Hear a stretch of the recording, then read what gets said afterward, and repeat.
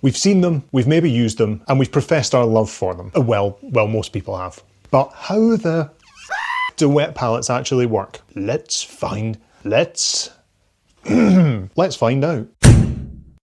A palette is a face? No, a palette is not a face. A palette is a place for you to put and mix your paints. That was cool. And a wet palette is the same, but wet. So water-based paints contain, rather unsurprisingly, water, and if we're working with them on a surface, then over time that water evaporates. Acrylic paint also contains polymer emulsion. Acrylic paint also contains polymer emulsion, which dries and hardens when it's exposed to air. This is called polymerization, and you can't deny it. That's just science.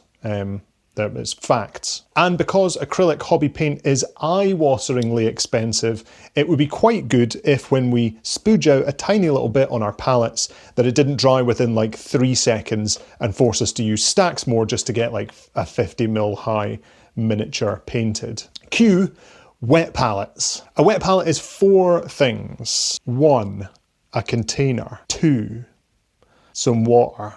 Is that a thing? We'll count it. 3, a foam pad. 4, membrane. Some membrane. I remembered. Here comes the science bit. Concentrate. So what happens is the water is pulled up into the foam pad and it's transferred through the membrane at a similar rate to the evaporation of the water within your paints, more or less. So your paints take much longer to dry and can even mean storing your paints across multiple painting sessions. Let's say you've mixed a few paints to get the perfect colour, great, you won't need to try and remix them every 2 minutes, and the mix should be workable for much longer. Now, you can buy pre-made wet palettes from various places online, and they make pre-cut sponge pads and properly treated membranes for the top, but you can just as easily make your own with a container, some sponges, piled up kitchen towel and some parchment paper or baking paper. Just bear in mind that in the UK, baking paper often has a silicone layer, so you probably want to boil it in a pan of water for like 10 minutes to just kind of stop the paper resisting that permutation. Some things to remember. There's no point using a wet palette for dry brushing.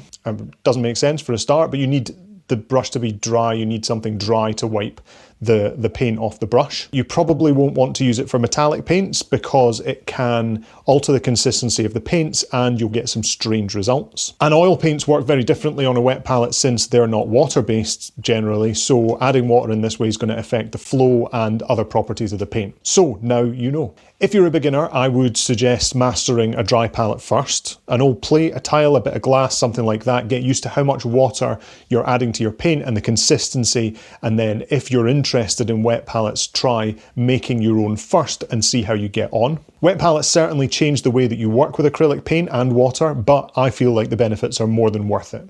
I personally picked up the Redgrass wet palette, and then a few months ago I upgraded to their like XL size. I'll link them in the comments below, but I'm not being paid by them, so you're free to go and do your own research on which the best one to get might be. And even if I was being paid by them, I wouldn't recommend them unless I thought that they were good enough anyway.